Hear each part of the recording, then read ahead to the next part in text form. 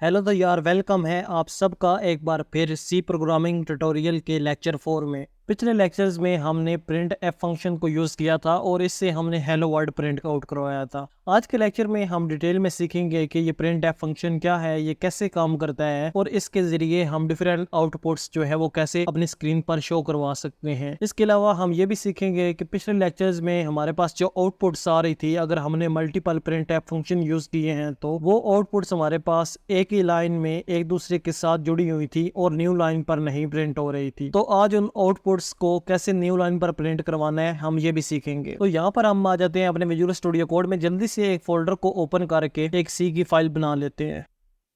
तो यहाँ पर मैंने एक लेक्चर 3 नाम का फोल्डर बनाया और यहाँ पर मैं एक फाइल भी बना लेता हूँ जिसका नाम हम lecture3.c रख देते हैं। और यहाँ पर हम सबसे पहले अपना लिखते हैं हैश इंक्लूड, जो कि हमारी हेडर फाइल को इंक्लूड करेगा। और कौन सी हम हेडर फाइल यहाँ पर इंक्लूड करते हैं, सबसे पहले studio.h वाली। और हेडर फाइल को अपनी इंक्लूड करने के बाद हम न्यू लाइन पर जाते हैं और एक लाइन छोड़कर यहाँ पर हम लिखते हैं अपना मेन फंक्शन। तो उसके लिए हम लिखते हैं इंट मेन और यहाँ पर एक जो ब्रैकेट है वो खाली छोड़ देते हैं और इस ब्रैकेट के फौरन बाद हम एक करली ब्रैकेट लगाते हैं जो कि हमारी मेन फंक्शन की बॉडी होती है और उस बॉडी के अंदर हम अपना सी का प्रोग्राम लिखेंगे। तो हमने पिछली दफा कुछ यूं प्रोग्राम लिखा था जो कि हम लिख रहे थे प्रिंट एफ लिख रहे थे और इसमें हम लिख रहे थे हेलो वर्ल्ड। और ये प्रिंट एफ फंक्शन हमारे पास क्या करा रहा था, ये बेसिकली हमारे पास इस हेलो वर्ल्ड को स्क्रीन पर प्रिंट करवा रहा था। तो इस प्रोग्राम को हम सेव करके जब रन करते थे तो यहाँ पर हमारी आउटपुट जो है वो हमें शो हो जाती थी। तो इस प्रिंट एफ फंक्शन के बारे में थोड़ा सा और जानते हैं। तो बेसिकली जब भी हमें स्क्रीन पर कोई भी इंफॉर्मेशन या कोई भी वैल्यू जो टेक्स्ट फॉर्म में हो वो प्रिंट करवानी हो तो उसके लिए हम अपना जो प्रिंट एफ वाला फंक्शन है वो यूज करते हैं। अब प्रिंट एफ फंक्शन के बारे में आपने एक बात नोट की होगी कि जब भी हम कोई टेक्स्ट जो है वो लिखते हैं इसके अंदर तो उसके इर्द गिर्द हम डबल कोट्स लगा रहे होते हैं। यहाँ पर आप देख सकते हैं हमने इस प्रोग्राम में भी इस हेलो वर्ड के इर्द गिर्द डबल कोट्स लगाए हैं। अब हमने ये क्यों लगाए हैं, तो ये सी में एक रूल है कि जब भी हम किसी टेक्स्ट डाटा के साथ डील कर रहे होते हैं तो हमने उसे डबल कोट्स में ही लिखना होता है। जैसे ही हम डबल कोट्स को भूल जाएंगे या इसे नहीं लगाएंगे तो हमारा जो प्रोग्राम है वो काम नहीं करेगा बल्कि वो हमें एरर देना शुरू कर देगा। तो इसी बात को हम यहाँ पर नोट्स में लिखा हुआ भी देख सकते हैं। तो यहाँ पर हम इसकी एक एग्जांपल देखते हैं। इस प्रिंट एफ फंक्शन में से मैं एक बार यहाँ से हेलो वर्ल्ड वो खत्म करके मैं इसमें लिख देता हूँ दिस सेंटेंस विल वर्क। तो इसे हम सेव करके रन करते हैं तो ऑफ कोर्स ये हमारे पास रन होगा क्योंकि हमने इस चीज को डबल कोट्स में लिखा था और ये ऐसी की ऐसी हमारे पास प्रिंट हो गई। लेकिन अब जैसे ही मैं एक इसके नीचे और प्रिंट एफ वाली लाइन लिखता हूँ और इस प्रिंट एफ वाली लाइन के इर्द गिर्द से मैं डबल कोट्स को हटा देता हूँ। नोट करेंगे जैसे ही मैं डबल कोट्स को हटाता हूँ एक तो यहाँ से हमारे पास जो हमारी प्रोग्राम की फाइल है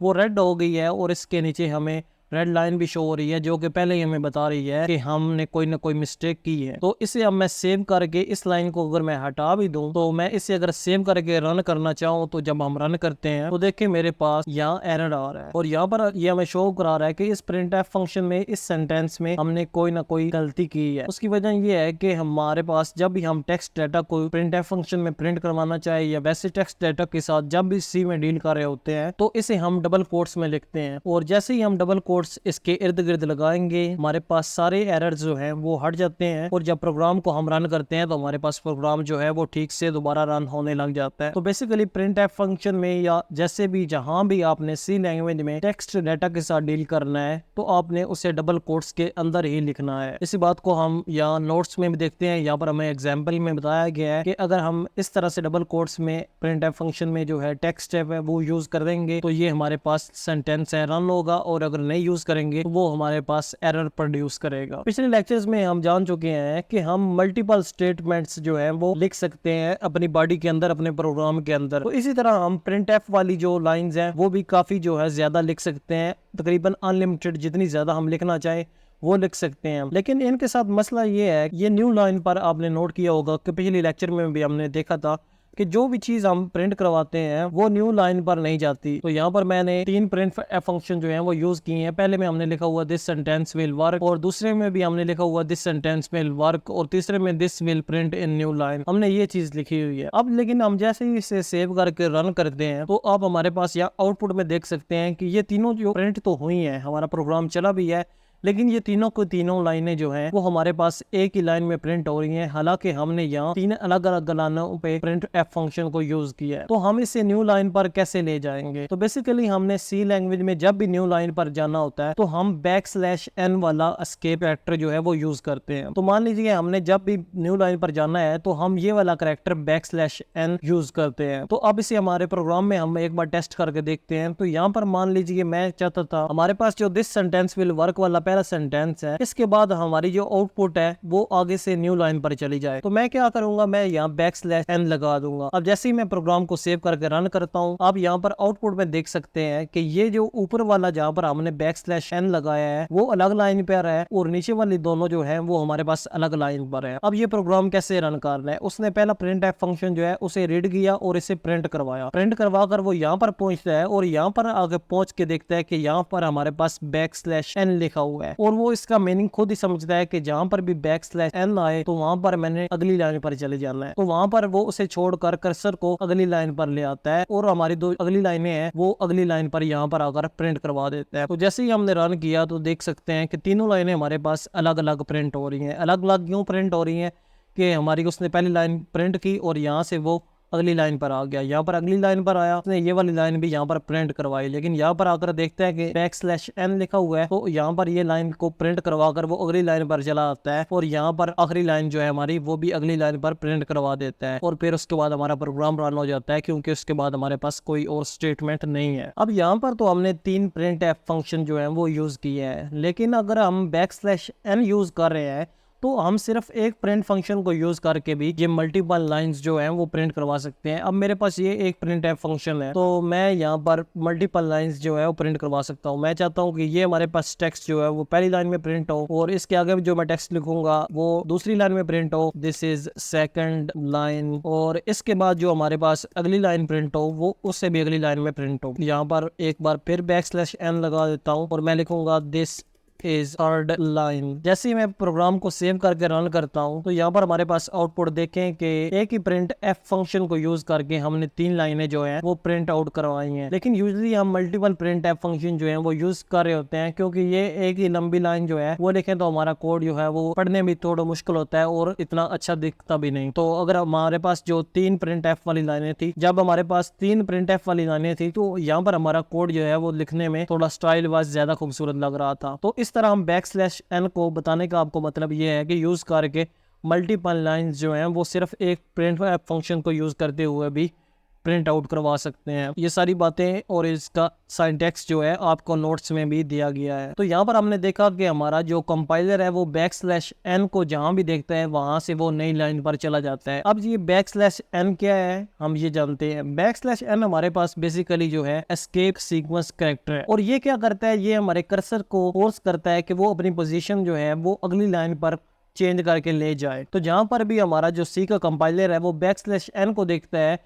तो वो अपनी पोजीशन चेंज करके अगली लाइन के बिल्कुल शुरू में चला जाता है। तो इसी तरह हमारे पास कुछ और जो वैलिड एस्केप सीक्वेंस कैरेक्टर्स हैं वो हमारे पास ये हैं। बैकस्लैश t जो है वो हमारे पास एक हॉरिजॉन्टल टैब जो है वो क्रिएट करता है। मान लीजिए कि मैं अब यहाँ पर एक अगली लाइन प्रिंट करवाना चाहता हूँ, लेकिन मैं चाहता हूं कि ये हमारे पास 4 स्पेसेस के बाद प्रिंट हो। तो मैं यहाँ पर लिख देता हूँ हेलो। तो मैं चाहता हूं कि जब ये प्रिंट लाइन हो तो ये हेलो जो है ये पहली लाइन के ऊपर ही प्रिंट हो लेकिन 4 स्पेसेस के बाद हो। तो मैं क्या कर दूंगा, यहाँ बैकस्लैश t कर दूंगा जो कि हमारा एस्केप सीक्वेंस है हॉरिजॉन्टल टैब के लिए। तो इसे हम जब सेव करके रन करेंगे आउटपुट में आप देख सकते हैं कि दिस सेंटेंस विल वर्क ये हमारे पास प्रिंट हुआ। उसके बाद हमने बैकस्लैश t लगाया हुआ था तो उसने यहाँ पर खुद ही 4 स्पेसेस दे दी, आगे हेलो को प्रिंट करवाया। इसी तरह हमारे पास जो अगला एस्केप सीक्वेंस कैरेक्टर है वो है डबल बैकस्लैश। अब हम इसे क्यों यूज करते हैं, अब मैं एक बार सिंगल बैकस्लैश लगाता हूं तो देखें हमारा प्रोग्राम जो है वो यहाँ से उसने रेड कर दिया है और यहाँ पर ये एक छोटा सा एरर देगा। मैं इसे सेव करके अगर रन करना चाहूँ तो जैसे ही मैं रन करता हूँ आप देख सकते हैं कि यहाँ पर हमारे पास से एक एरर आ रहा है, क्योंकि ये हमारे पास जब भी हम सिंगल बैकस्लैश लगाते हैं तो सी को इसकी समझ नहीं आती,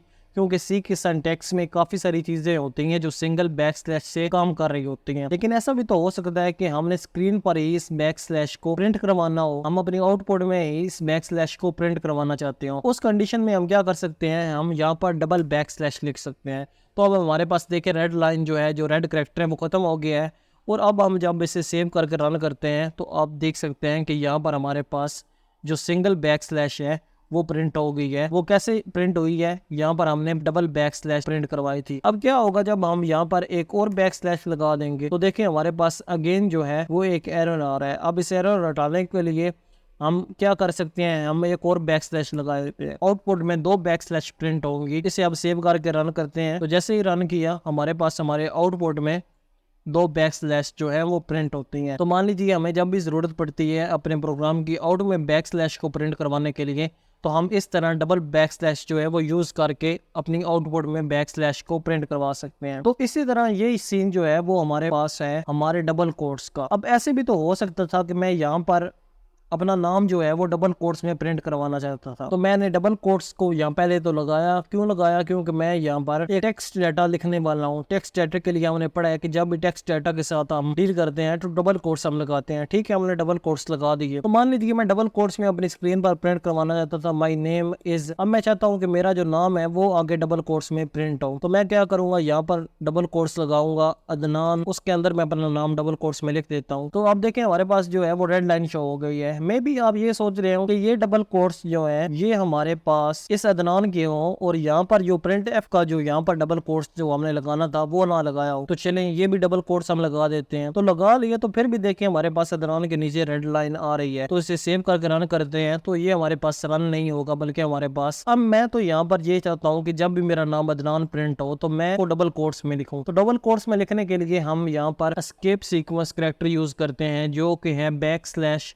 डबल कोट्स। तो डबल कोट्स को हम प्रिंट करवाने के लिए यहाँ पर भी बैक स्लैश लगा देते हैं और यहाँ पर भी बैक स्लैश लगा देते हैं। बैक स्लैश और डबल कोट्स को लिखने से हम डबल कोट्स जो है वो प्रिंट आउट करवा सकते हैं हमारी टेक्स्ट आउटपुट में। तो अब मैं इसे सेव करके जैसे ही रन करता हूँ यहाँ पर आप देख सकते हैं कि मेरा नाम जो है वो एक्चुअली डबल कोट्स में लिखा हुआ आ रहा है। तो इस तरह से हम काफी इंटरेस्टिंग चीजें जो है वो अपने टेक्स्ट डाटा के साथ कर सकते हैं, प्रिंट आउट करवा सकते हैं। इसी तरह हमने आगे सीखा कि हम न्यू लाइन पर जा सकते हैं बैक स्लैश एन को यूज करते हुए। तो मैं यहाँ लिख देता हूँ माई बैक स्लैश एन और आगे लिख देता हूँ नेम बैक स्लैश एन और उसके बाद मैं लिख देता हूँ इस बैक स्लैश एन और उसके बाद मैं लिख देता हूँ अदनान। तो इसे जब हम सेव करके रन कर सकते हैं तो आप देखते हैं कि हमारे पास हर कैरेक्टर जो है वो एक न्यू लाइन पर प्रिंट आउट हो रहा है। अब अगर मैं 2 बार यहाँ पर बैक स्लैश एन लिखता हूँ तो ये क्या करेगा, हमारे पास 2 बार न्यू लाइन पर जाएगा। तो जब हमने प्रोग्राम को रन किया तो यहाँ आप देख सकते हैं कि उसने पहले माई को प्रिंट करवाया, फिर उसने देखा कि यहाँ एक न्यू लाइन है, उसने न्यू लाइन पर प्रिंट करवाने के लिए अगली लाइन पर गया तो वो दोबारा यहाँ पर देखता है कि एक और न्यू लाइन आ रही थी तो वो अगली लाइन को छोड़कर भी अगली पर चला जाता है। फिर देखते हैं हमारे पास नेम है, नेम को प्रिंट करवाता है, नेम को प्रिंट करवाने के बाद दोबारा यहाँ से